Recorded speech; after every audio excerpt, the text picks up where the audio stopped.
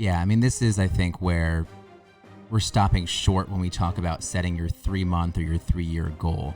Because your motivation, if you're not set, again, within your values and things that you enjoy doing, your motivation is going to flame out, and it will. You will not always be motivated. It's human. I think that it should happen. But I think that what you need to do is you have to find the things that do motivate you and make you happy within there. And welcome back to The Athlete's Pursuit. On this episode, we're going to be covering a few topics today. We're going to be talking about just life in New York during COVID, what's been happening in New York City since this all began, what has changed. We're also going to be talking about some seasons of training phases, maybe looking at goals from not just a 3-month perspective, but long-term, 3 years, maybe more, and different tips on motivation, how to stay motivated, how to keep that fire burning, especially during a time like this. So with me, as always, Ryan Turner. Hey, it's Ryan Turner. Welcome back, sir. How are we doing today? We're doing good. I think this is a good episode to really bring people into our life because we're right in the middle of something we're going to remember for generations. Forever. There's always been that time where I've been like, what's that thing going to be in my life? Like, you kind of think it's going to be war. Like, what's our adversity going to be? I actually always thought it was going to be like an alien invasion. I was going to like help people out during that time and be like, that will help me out. Listen, bro, that still might happen. Hopefully we got a long road ahead of us. But talking about an alien invasion, I feel like with this whole COVID thing, it's really invaded our city. Nothing's really changed though. So everything is still pretty running smooth. Everything is pretty much still open here. Are you joking? Of course I'm still joking. Our life has been turned completely upside down. People are learning so much about themselves. People are learning so much about kind of what they want to do in life. Like, wait a second, I moved to this city for this reason and now it's taken away.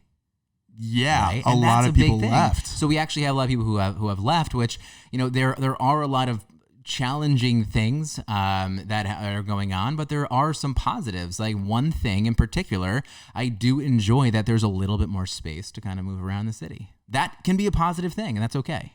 Right? I thought that was a great thing. Honestly, I thought that was the thing that New York needed because we have been running around like crazy. Depends who you talk to on that. I know. It's such a type A here.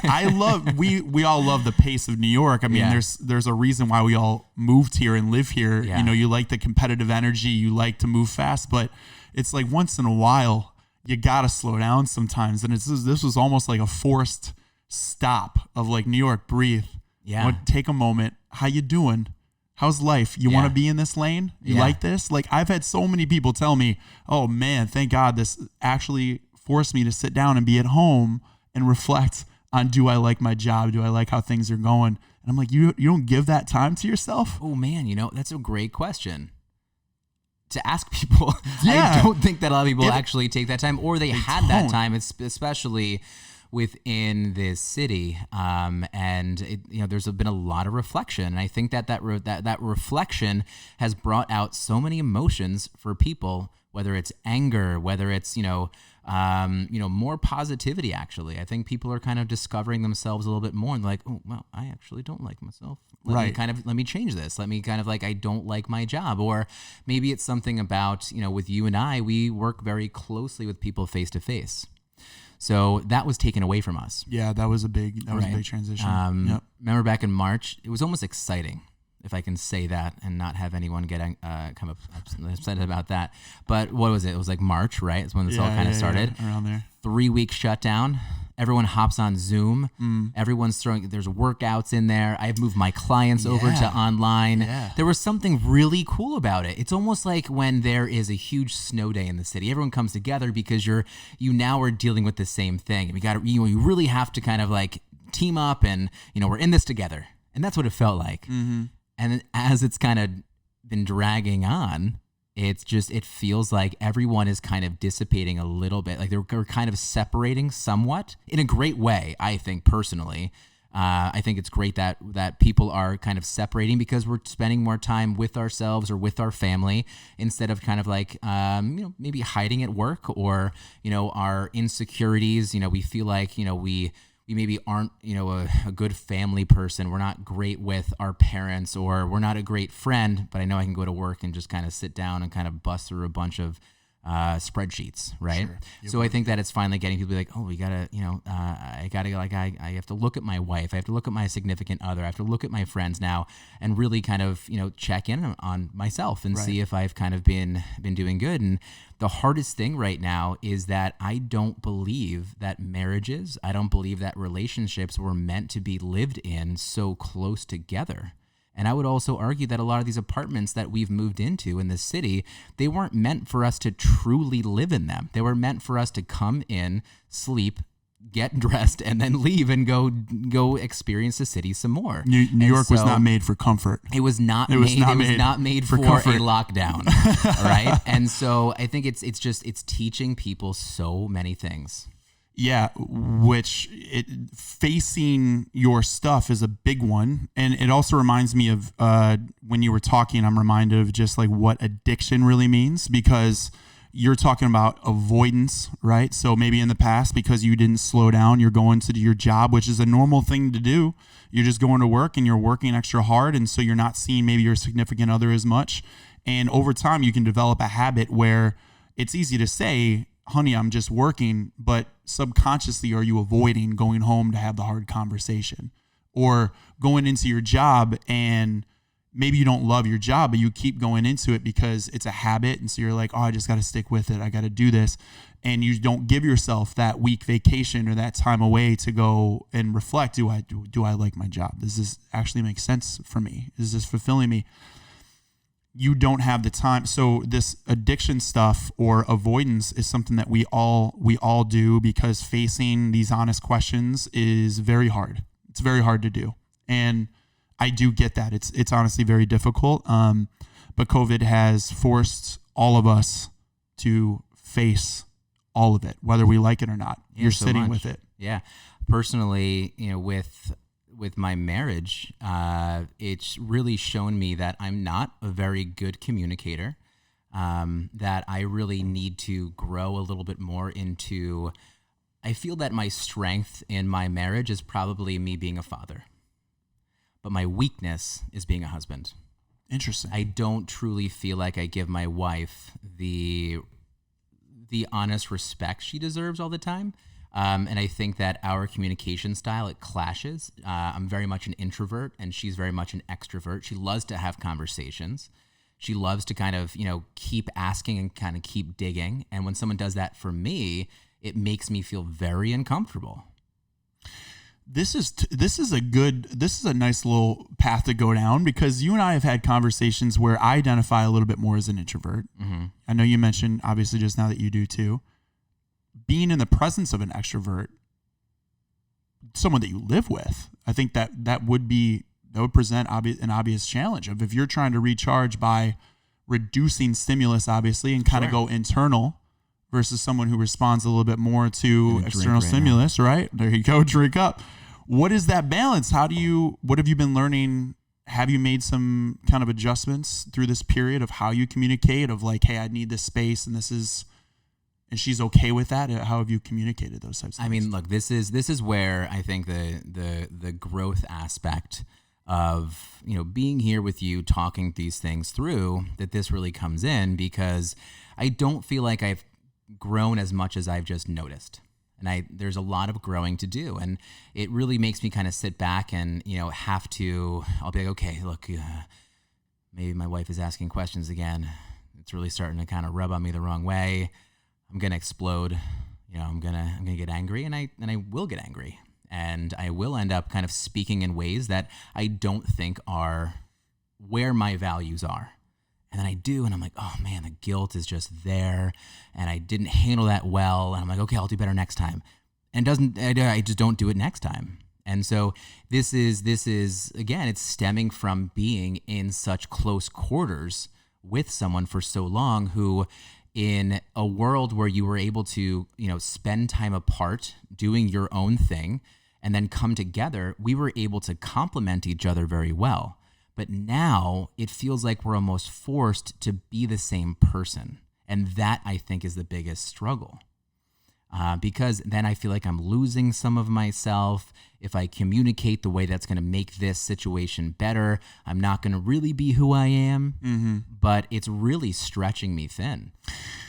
I think that that's a challenge in relationships, period. I've faced that too, because I think you get to a spot of losing identity, like you said, when you're molding into, and this doesn't happen just in relationships. I think this happens in your job, right? Too, wherever you're at. I mean, when you start to lose, I think, self-expression of who you authentically are, I just think you start to feel a little bit of resentment and a kind of a need to break away from that. Mm-hmm. And obviously it's tough when we were forced, especially in lockdown, to be in a spot and you have to be there. It just feels suffocating. Like you literally can't branch out. And we all have, as human beings, I think you have a need to express. I think you have a need to expand all the time. And when I feel, trapped in or where I can't express myself, of course, sometimes you don't know how to communicate that. I think you're in the moment and you don't know how to even explain what you're feeling. You're just feeling some sort of way and you're not sure how to communicate. And look, this has been a problem. I think I remember even in the early parts of COVID, obviously China was ahead of us with this, experiencing this, and I heard divorce rates went up. Joe, it came from China. I know it came from China, that's not a political statement, is it? No, it's not. It literally developed there, but their divorce rates went up somewhere around like 50% due to COVID. Is it just there, or is it around? No, well, I don't know everywhere else, but I wouldn't be surprised if, of course, divorce rates are going up pretty much everywhere, just based on the fact that you're locked in and you're having to have tough conversations. And how do we deal with each other now in this new life? I think the U.S. was at 50% before this. I wonder, are there marriages left out there? Am I the last one married? So I love where you're talking about kind of needing to expand, because I have felt that way. Luckily, my wife and I, my family, we're able to escape, right? We're very lucky to be able to have, a place to get away to outside of the city. But a lot of people have left the city, and someone very close to me, you have actually expanded outside of your previous situation, right? You mean living situation-wise? Yeah, you moved apartments, right? Yeah. You got a place that was a little bit different, a little bit bigger. You're making sure it's a new area. You wanted to just make sure that you're getting out of, maybe from what I don't want to speak for you, but it sounded like you wanted to just I just need to change. Yeah, needed to. I make change. It was just kind of this thing that I felt I needed almost for my soul a little bit. I think you just get to a spot. I was outgrowing my current place. I was just outgrowing where I was. It felt... For me, COVID was showing me that where I was, it felt like I was shedding a new skin of like I had to get to a new spot. And I knew some things that I wanted to do professionally, personally, just in my growth. And it felt like where I was limiting that possibility. So this is what I think. If we were to wrap up kind of not to stop talking about this wrap up, but just to kind of think about everything. If someone wants to know what's happening in New York, I think it's a lot of self-reflection, which isn't just, I think that's not only New York, but you have people that are on the move in a different way. You have people that are on the move in life versus just in business or, just in, fitness or whatever's going on. Like people are moving because of self-reflection. There's a lot happening right now. People are starting to break in the best way possible because we're realizing who we are as humans. We're realizing what we need. And the city can't provide that if we can't have the city as it was. Yeah, right. So I think it's showing you just how little is in our control, for one, right? We were all pursuing whatever we were pursuing. We had this thing of this is what 2020 is going to be. It was taken away for all of us. Like all of this stuff just changed overnight. So it shows you how little is in your control. And then it makes you evaluate what's actually important. Like, what do you actually care about in your life? And, to get really basic, it was things that's like, I love my relationship with my brother. I value the space that I live in, right? I value my training, right? So what could you use during this time to grow? And this turned into me a season of preparation, because it was so frustrating in the beginning when you have these goals that you've worked for so long and you're like, I've sacrificed, I've built to get to this spot, and then something outside of your control, and this is our adversity, maybe in our generation, right? Of like an outside event is taking these possibilities away. So if I wanted to go travel, if I wanted to do these different things, they're gone. And you could sit there and you could be like, why is this happening? This is terrible. Or you could just simply adapt to the situation and be like, all right, this changed. Here's my new environment. How can I set myself up? And the one thing that I was looking at was, in this space, what can I do? How can I be opportunistic now so that in 3 years, in 5 years, this is not wasted time? Because I get that things stink right now. There are some things that just are just not ideal. It's terrible. We have limitations. But there's also some beauty in the limitation, because I think it takes away other decisions that you'd have to make. So very personally, with my story, you might recall that I got injured a little bit in the beginning of COVID. Stupid. I think you have to share it. I slipped in the bathroom. You want the real story? I'll give the real story. People think I was doing a TikTok. That's what James, my friend James, the Toad House says. I was not doing a TikTok. I'm in my old. We'll never know. I was the only one there. There's no witnesses, so you'll never know. I'm sitting in my apartment, my old apartment, and the laundromats were closed. I have no washer and dryer in this apartment in New York City because it's a third world country for some reason when you live here. So I am I gotta wash a pair of gym shorts for tomorrow. And so I fill up my bathtub and I put these shorts in the bathtub. I leave the bathtub running and I go back down and I'm sitting on my laptop just doing a little bit of work, chipping away at some stuff. And I get in the zone. I totally forget the bathroom is running. And and out of nowhere, it hits. And I'm like, oh my God, the bathtub is running. I run into the bathroom and it is just starting to overflow. And I freak out. I lose my footing right on the water onto the floor and I fall. Right, my feet just go right underneath me. I land on my side. I turn off the bathroom and I stand up and I'm like, oh my God. I wipe the floor off. I thought this water was going straight to the basement. I'm like, this is going to be terrible. I caught it just in time, but that fall was so dramatic. At the time, I was in shock. I didn't feel anything, but 30 minutes go by and on my left side on the rib, I could barely breathe. Yeah. It was painful. That's like a car accident when you a minor thing that you kind of get in one day. You don't really feel it until maybe 1 or 2 days later. That's basically what happened to you. That's pretty much what happened. It was trauma, and I think that what happened was I bruised a rib, and because I had trouble breathing, I could barely lay down. Literally on my back, I could have a hard time breathing. I couldn't reach my arm overhead. So, look, long story short, I couldn't work out for 3 weeks. And you can't do anything about that, right? You go to a doctor, oh, you gotta just stop doing it all. That was the worst part. Yeah. Whether you break a rib or bruise a rib, the answer was can't do anything about it. we can't do anything about I've been it. there before. So you just wait it out. So I hate that. So 3-4 weeks go by, I can't work out, and that's what I do. It took more away from you, right? Oh my God! So now there's so much just away. You can't do anything. That was your outlet. That was such a tough time because now COVID hits. I'm locked down. This is the beginning of lockdown. I'm locked in my apartment. I can't move. I can't work out. I literally can't move. So what do? That turned into me a time of, all right, well, these things are taken away. Yeah, it sucked. I hated it, but I go back into reading. I'm reading more. I was journaling a little bit more, reflecting a little bit more on things. And I was writing down kind of, what do you want?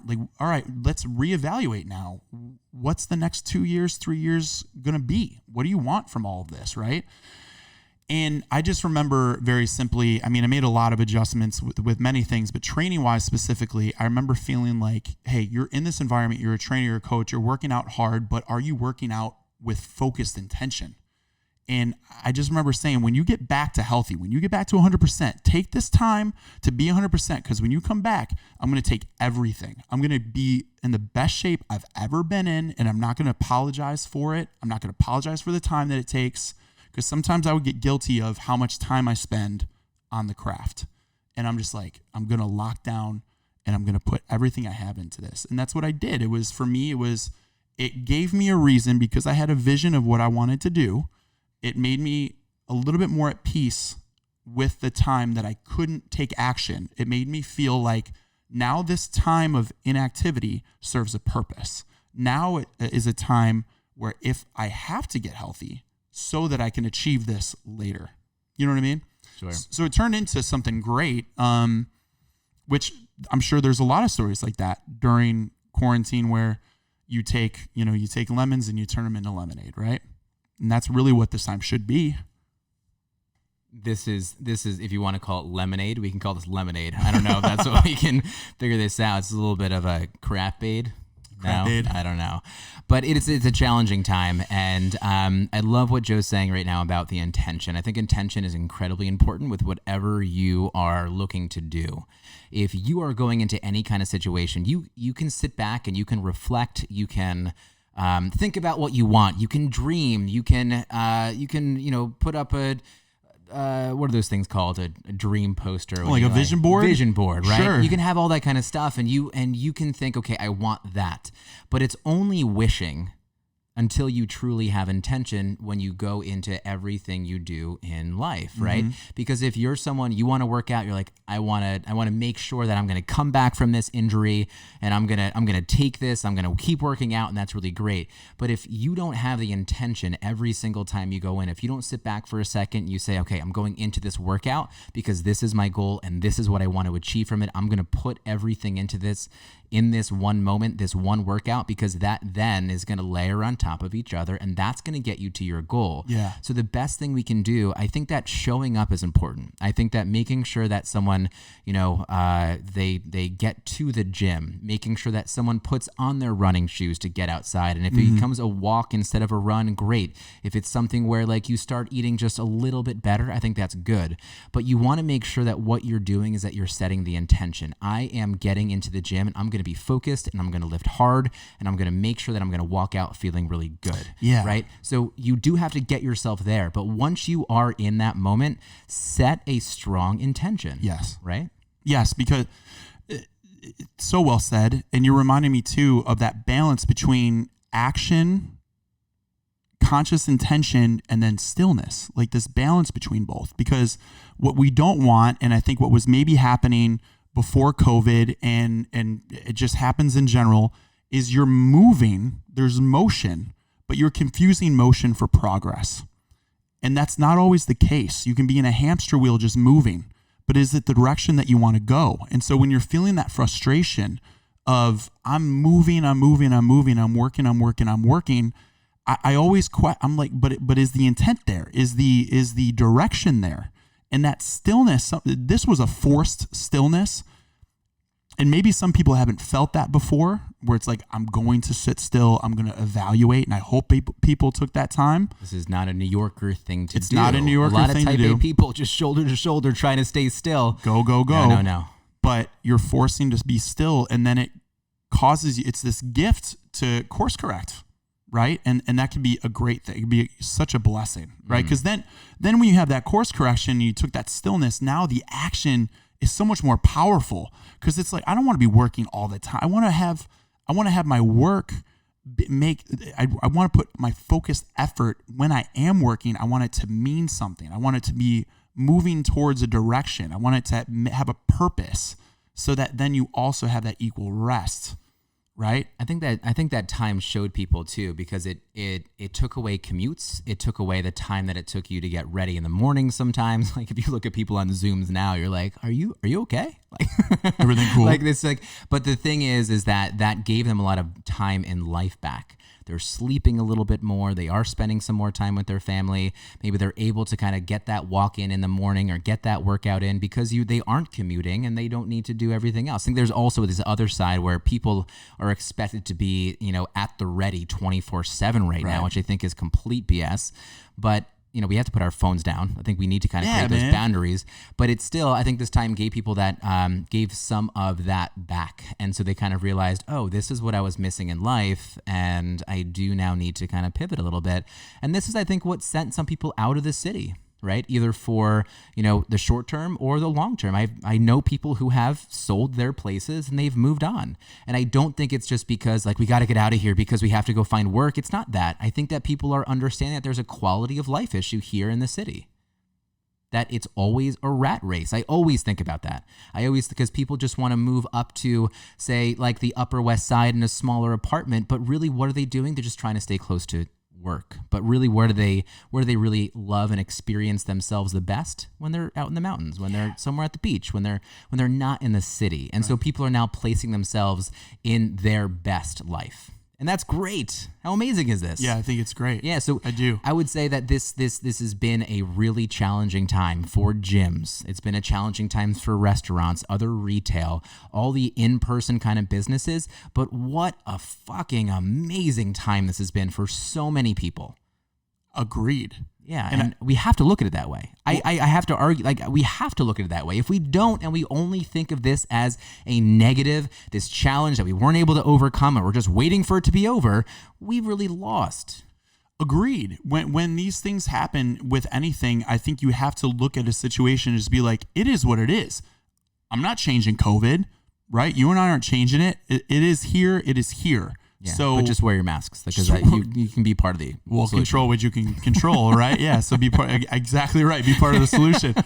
But it's showing us like how resilient people are. So when it goes into like attacking goals and things like that, there's been a quote that I love, and I think I've brought it up before. It was, if you want to take the island, you got to burn the boats. Joe, you're a modern day stoic. I love stoicism. I love that quote because what it is like when I quit my job, when you take that leap of faith, the rug is totally taken out, right? And you have to figure it out. Mm-hmm. There's no plan B. You just gave yourself no way out, so you have to swim, right? So that's kind of what this has done, right? Of course, the fitness industry. Tone House is an example. It wasn't part of our plan in the beginning to go necessarily virtual and on demand. Maybe we were going to do it at some point. Yeah, it was like a 2-3 year goal. Yeah, it was like a 2-3 year goal. It's like, hey, let's expand. But like, hey, this happened and we were presented an opportunity. And so it's like, we have this time, we have this space. Why not create this? And the whole fitness industry, if you look at it, it's so cool to see how everybody adapted, right? They were like, let's get creative. Let's create these apps. How can we reach people? How can we keep people healthy and balanced during this time where we can't physically be with you, right? And restaurants had to do the same thing. It's like, why do people like restaurants? It's like, I think it's getting into the touch of like why we actually enjoy these things. It's not just about the scene of a restaurant. It's like, it's great to get your friends together to be social and connect and just sit down over food and be like, how are you doing? How have you been? It's good to see you. Like we're forgetting that people connect over food, that food is a culture. That's why restaurants are such a prominent part of New York City. That's why it's such a big deal if restaurants closed, right? Because you want to have people over to your place for dinner. You want to cook. It's how you connect. It's how you reach. Yeah, right? I actually love this. I think that New York is going to come into this little bit of a renaissance. It feels in terms of eating out and experiencing the city in a new way. You see, if no one has been in New York, I think that there's a lot of misrepresentation of what is actually happening here. So we are mentioning people are leaving, and it's very obvious. Sure, it is. I don't hate it. I don't. It's like the changing of the guards. I'm definitely okay with it. Who really needs to be here? There is not like we're not really there's not a lot of negative in terms like with that happening unless you're really in retail or you are you're selling in person workouts, whatever it's going to be. But one thing that I love right now is that all of these restaurants are spilling out into the streets.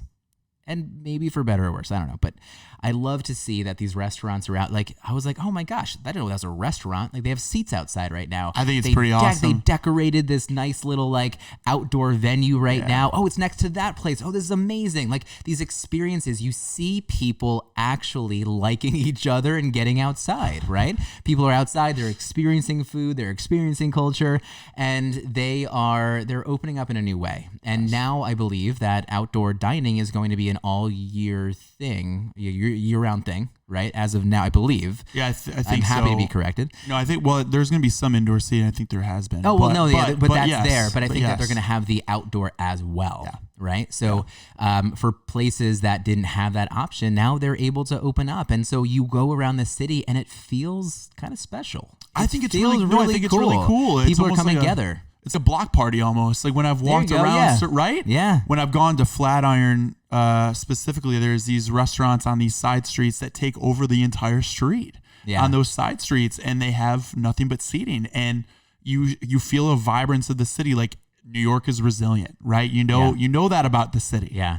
And when you see that, I think it's great. It's a cool energy about it. It's like the city just spreading its legs a little bit. It's a little bit. We needed this. Adapting, baby. It's good. Yeah, that's good.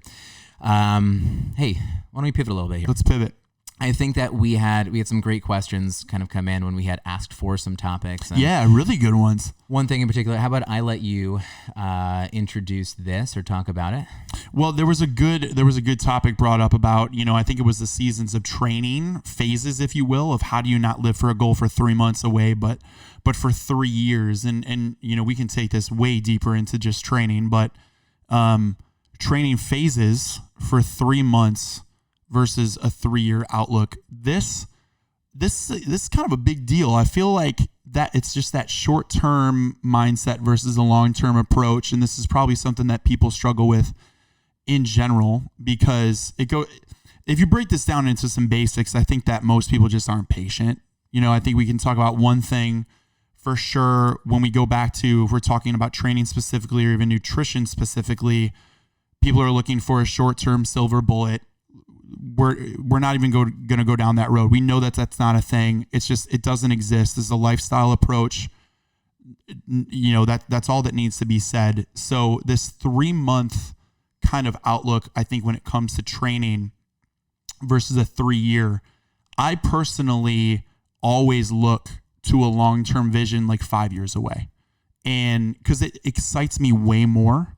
And I also think you give yourself a lot more patience, more room, and then you're kind of locking in, I think, to your life and even into your mentality that this is something I'm just going to do on a daily basis.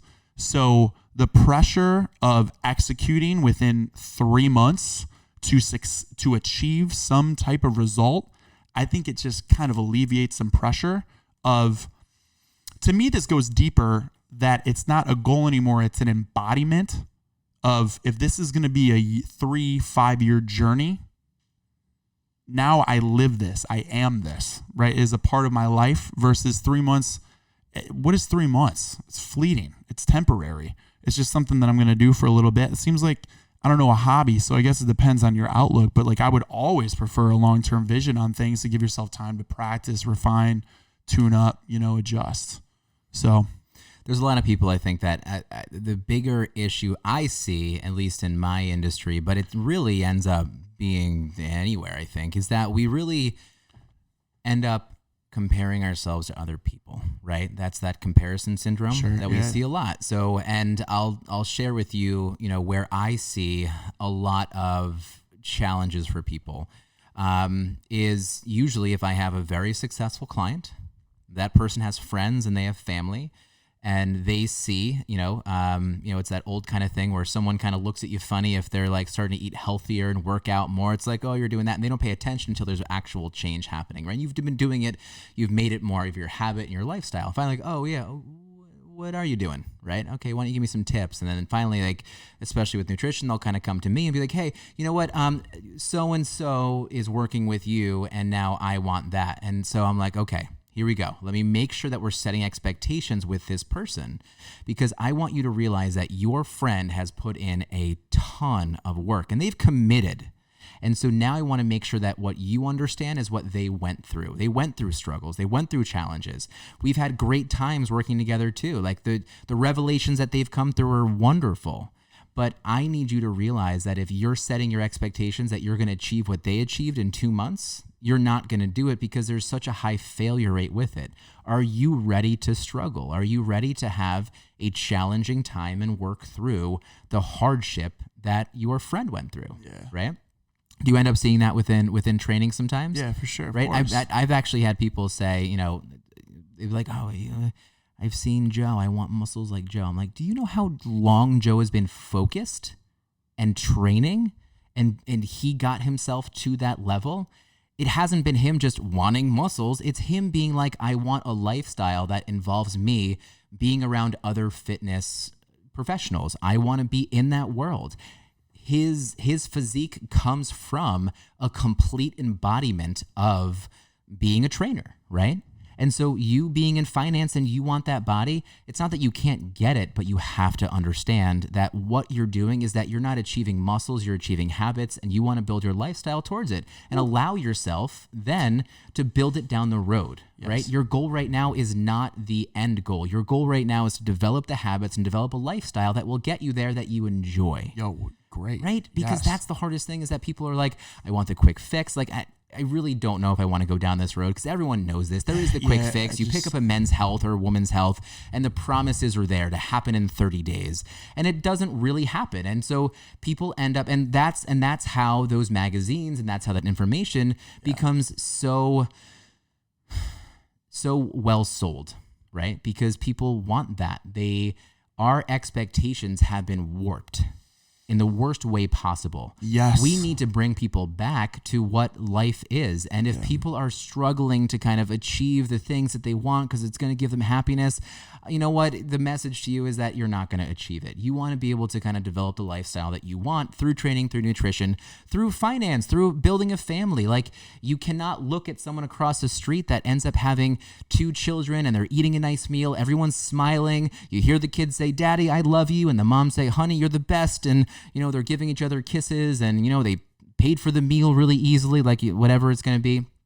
But for that family to get there, can we really believe that they didn't go through, that they weren't arguments, that there weren't nights where they were up and, you know, they were sleepless, and that they've had to really like that they were cash strapped from 1 month over here or there and make really difficult decisions? It took a lot of work to get there, and people would get that if they looked at that kind of family. That's not going to happen overnight. So why does a body transformation, why does, you know, that kind of stuff, why do we think that that's going to happen? Like, we don't end up picking up a magazine, I don't know, is Family Fair a thing? And then says, "Hey, you're going to build the best family ever in 30 days. That doesn't happen, right? It just sounds good. Why are we now thinking it's going to happen in everything else in life? Because it's easier. Right? I think it's just easier to think that it exists. Because we don't want to think about the bad stuff. We don't want to think about the challenges. If you come back to COVID, we've had to think about those. Yeah. And so that's really great. When it comes to the training, like, I just love the work. I think you got to love the work. But people don't yet. Once they understand it, I think it's good. Yeah. Like, I really love, I don't know, like, the way I see this stuff, I don't like timelines. I really don't. I don't like timelines. I get that they're necessary to a certain extent of, you know, maybe holding yourself accountable of, like, I'm going to achieve this on a certain date. It's a tool. I think it's a tool. I don't think it's an absolute. So when people talk about like 3 months, 3 years, it's like guidelines to me, right? Like these visions of, I want to be this in a certain number of years. It's just some vision. I think you got to let go of when things are supposed to happen for you. Because where you're starting is different than when I started. How you are starting is different than how somebody else is starting. But so it's more important to me for you to lock into, this is going to happen. I don't care when. I don't care how it's going to come to pass. I'm just going to work, right? So let go of attachment to the when and the how. It's just this is where more having your standards of your work ethic, your good values, and how you carry yourself, and the consistency kind of just come in. So when you say, I want to be in great shape, and you got to define that for yourself of, you know, what that means for you, or I want to start this business and why you're starting it. It's more, I don't know when it's going to pay off. I don't know when it's going to come to fruition, but you know that it will. There's like a vision of this person. I'm going to bring this person. I'm going to bring this business to life. And then you start to fall in love with the work. And it's cliche to say, but you fall in love with that process.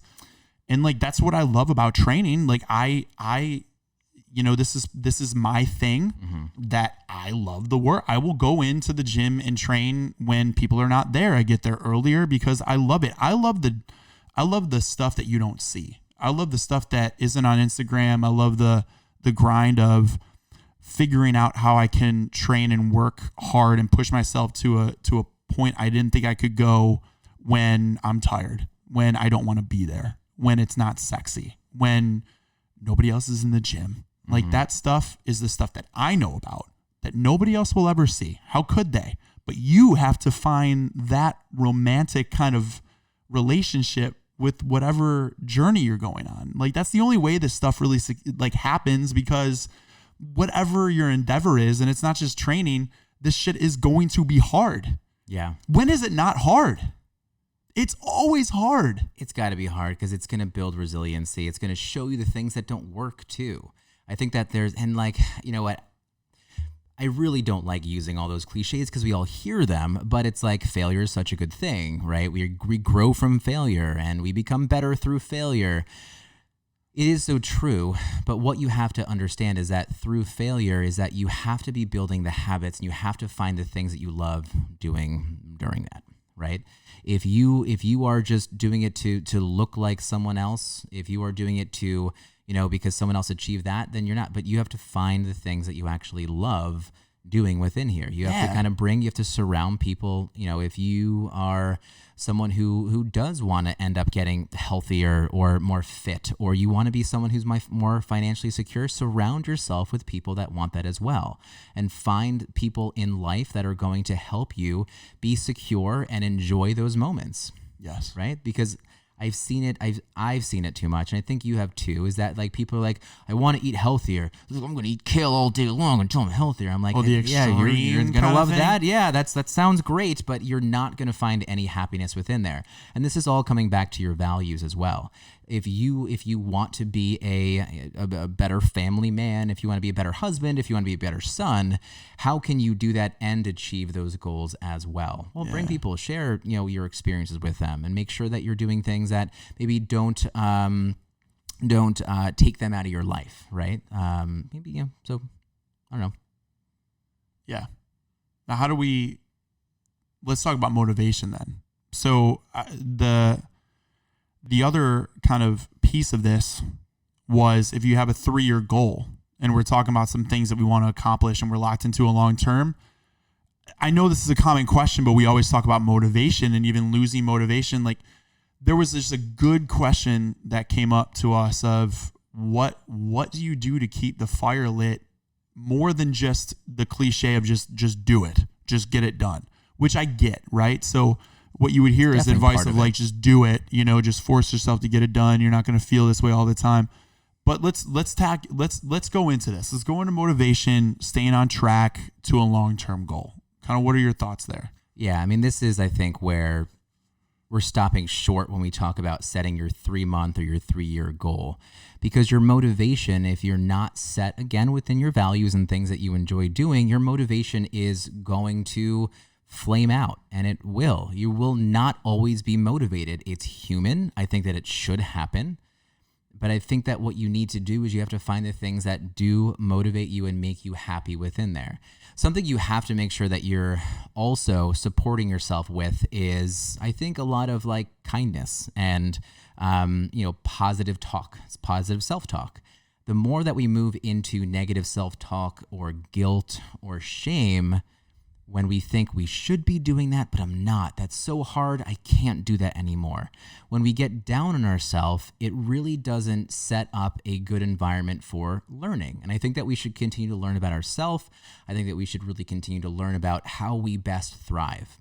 So if we get up and our goal is to be, better within our job, whatever that's going to be, and I have to do this. I surrounded myself with the right kind of people, but it's like a tough day for you.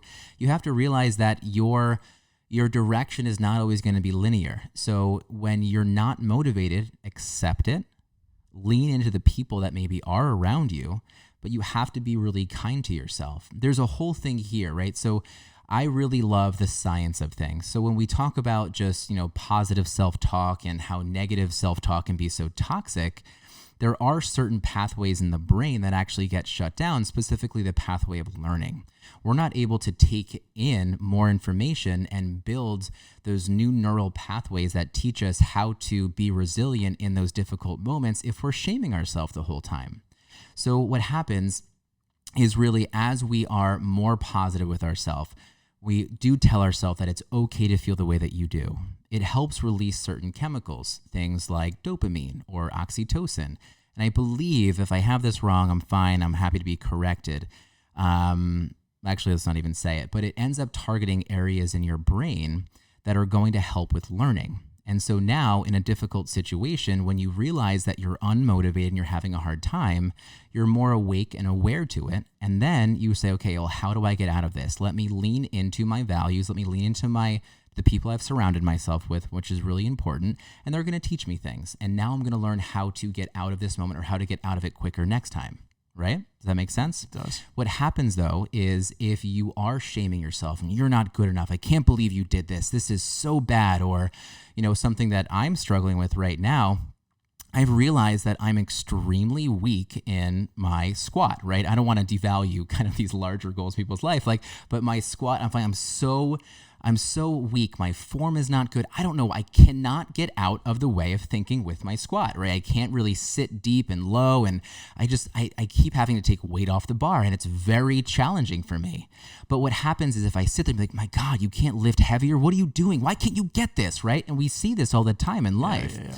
What happens is it shuts down that pathway of learning. And now instead of releasing things like those feel-good chemicals, like the dopamine, like the oxytocin, you now end up releasing a lot more cortisol. And that's going to end up bringing in a slew of challenges for your body. You're now going to have high blood sugar. You're going to have just negative thinking all around.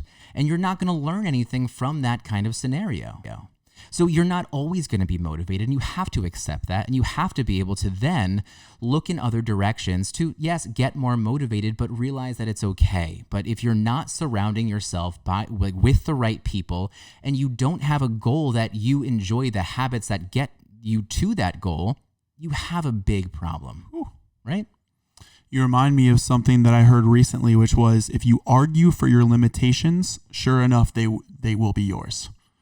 And I see that all the time in the gym. And it's such a good metaphor because you talk about, as a coach, I see people all the time, and you see these progressions of people starting out to someone super advanced, and you see someone that comes in day one that hasn't worked out before, two different people. One has a mentality of like, I can't do this. This is too hard.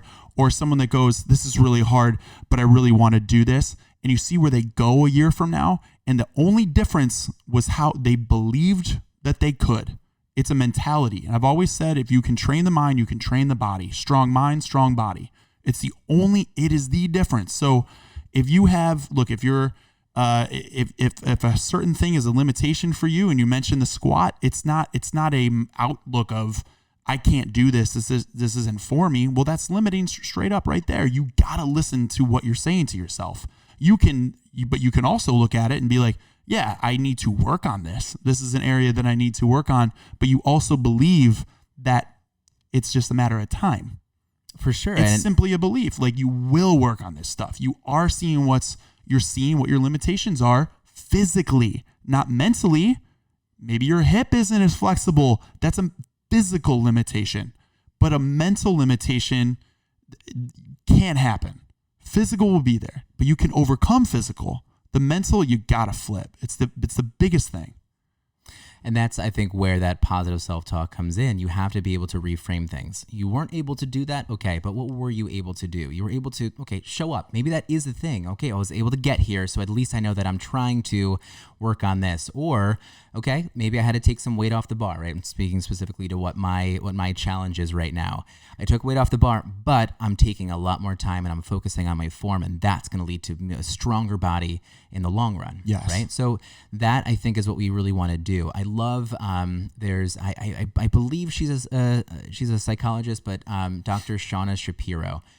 She loves the science kind of within psychology, and something that she ends up sharing a lot of times. I think it's a simple kind of thing and we get it, but it's like the 5% rule. Can we just do 5% more? Can we be 5% more positive? You don't have to be overly positive and then think that you can't think any negative thought. That's okay, but give yourself something.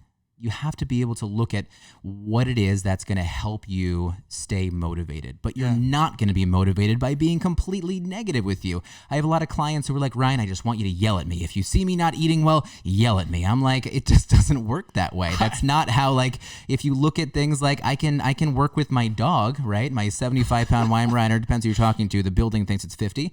But if we end up working with my large dog, this is now going to be something where we see negative reinforcement versus positive reinforcement. Sure, and a dog ends up learning both. But what kind of dog do you want to develop? Do you want to develop a dog that's scared of you and listens, or do you want to develop a dog that listens to you, but you guys really enjoy your life together and he respects you?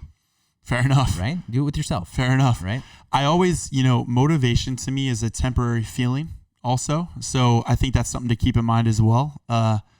And also when we're talking about motivation and these things, when we're attacking goals, like if we're relying on a feeling, like feeling good, feeling like today's the day I'm going to go get it, we know this. You're not going to get shit done because all this stuff is about consistency. So you can either, I heard this today actually, and I loved it. It was, you have a choice. You can either choose to feel the emotion or you can decide to feel progress. You can have progress or you can have the emotion, but you can't have both. So if you feel like you don't want to do it, well, then you're not going to do it, but then you're sacrificing progress, right? So you feel how you feel. It's valid. Oh right? My gosh. I wake up. Do not let anyone ever tell you how to feel. That should be a goal in life. You feel the way you do. If anyone invalidates your feelings, and maybe this is getting into this toxic masculinity. I cut you off. I realize. I'm sorry. You're good. But this is an issue. I think that men are a lot of times forced not to sit in their feelings. And if they do, they feel guilty. They feel shame from that. Yes. And we need to understand that these feelings are so normal and that they're extremely healthy. And I'm not saying I'm good with this, because when I end up getting frustrated or I feel that I'm not a good communicator with my wife, I feel like I'm a failure as a husband. I feel like I'm a failure as a friend to my wife.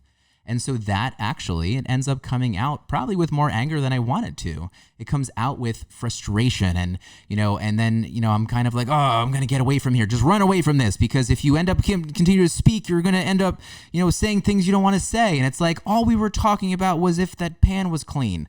And it's like, why, how did this get to this, right? But if I was able to reflect and kind of sit in my emotion for a second, and I do this, I don't want you to think I don't, I can get a lot better at it. But if I sit there and I think, okay, I'm frustrated and being frustrated is okay. Why is this happening? I feel like maybe so I think that we need to take that time. Yes. What you're saying is it though. The emotion, the feeling is valid. It's how you feel. Can't argue that. The real thing is, are you reflecting on it? Emotions and feelings to me are an indication. It's a signal of something's going on that you have to check in with. That's it. So if you go into motivation and you're not feeling motivated, something's happening. You got to ask why. Why is this happening? First of all, to go back to it, motivation, I think, is honestly garbage. I think it's just like something you feel once in a while. Inspiration is kind of a different thing. I think you're pulled towards something. So let's talk about just emotion in general to kind of stay on topic with what you were just talking about. You manage the trend, not a blip. So you're going to wake up some days and just feel like trash. You're going to wake up some days frustrated. Could be for a lot of reasons. And I was told once, advice was look at your environment. Maybe it was somewhere you were sleeping. Maybe it was something going on external. Maybe it was the food you were eating. Are you dehydrated? There are so many factors as to what you're feeling emotionally. We're emotional creatures. The thing is, you're going to feel this stuff. It is valid. The real point is, how do you act on it? Just because you feel the emotion doesn't mean you have to act on the emotion. Just because you feel frustrated doesn't mean you have to let out and act frustrated towards this person. You can reflect, sit on it, acknowledge it, and then choose a course of action. Does that make sense? It does. I'm almost trying to think right now, if someone said, so I'm trying to use your words, so tell me if this is what you said. If I'm feeling an emotion, I wake up and I'm frustrated. I don't have to act on the frustration. There's nothing that's going to push me to need to be frustrated, right? If someone's talking to me, like, you don't have to let your frustration out on that person. Is that what you're kind of saying? You know the crude example of you can get an email from someone that pisses you the hell off, and you feel the emotion of like, this person really pissed me off. Sure. That's a valid emotion you just felt. It's valid. It's not like I shouldn't be pissed off. Be pissed off. You're pissed off about it. The problem is taking action of writing a nasty email back of like, you freaking suck, Susan. Like that's a problem. Susan and Karen. We all know Susan is a Karen. Yeah. But you taking the action back, that's the problem. So what I'm saying is feel the emotion. It's valid. I'm just saying sit back. Before you take an action, that is an emotional action. Yeah. Chill out. And I think where I want to make sure that we're really focusing on this is it's not about suppressing it though. No, feel it. It's about So what I would say is, I think this is where you were going a little bit, like be able to evaluate your environment, be able to evaluate other things. I would always kind of, if there's an emotion, especially when I start talking about food and kind of eating with people, when someone feels like there's a binge or something, like a challenging eating situation that someone ends up having, I do ask them to evaluate their environment, usually, from point A to point B. They end up getting stressed, they're bored. That leads them from, that emotion to maybe binging. Okay, well, what can we do? There's obviously something there that you need an outlet for. You have to feel a certain way. So like with your email example, that person feels very frustrated, right? But it's good to make sure that you don't act on the action, because maybe it's not set within your values. You're not the type of person, you don't want to be the type of person that maybe sends an angry email, and now that kind of rubs everyone the wrong way. Like, you're the person who can kind of step back. Maybe Susan was having a really bad day, first of all, right? So let's kind of give that to her. And I think that it's good. Okay, now what can you do? Well, I would say change your environment. Make sure that you are going to get away from your computer, because obviously Susan pissed you off, but there could be something else. It could have been other emails. It could be the situation that you're in. Your cubicle is so small, you feel like you're kind of being shut in. And so that can be a really big challenge for you. So change your environment. Make it specific, make it measurable. Walk away from your desk for 5 minutes and come back. Go on a mile walk, right? Do something there. Sure. I think too, again, making sure that we don't suppress the emotion, making sure, okay, well, why don't you go share this with someone? Do you have a confidant, right? I always call it social accountability. Is there someone that you can make sure that you reach out to, be like, oh man, Karen emailed me again. Or maybe you don't even mention the person. Just say, I got this email and it's really frustrating me. And I hope that person you talk to says, you know what? It's definitely okay. I hear you. I get those emails too. Karen, maybe it's just having a bad day. Right? Maybe you're having a bad day too, right? I think it's a really important thing to just make sure that you deal with that emotion at the time and be able to find some sort of solutions for yourself. Yeah, but you deal with it. So let me broaden this up a little bit. Okay. So the emotion, I think that if you are giving into the emotion and responding emotionally, that you are coming from a short-term mindset versus a long-term vision of what you're trying to accomplish. If I have a 3-year vision for what I'm trying to do, all my decisions and all my actions should be in line with how does this action here help me get there. So if we don't have that 3-year vision, I think what you see a lot of people do is act emotionally and irrationally right now to get some point across emotionally. But it doesn't get you anywhere. I think it proves some type of point that you need to feel validated, to maybe feel heard in that moment.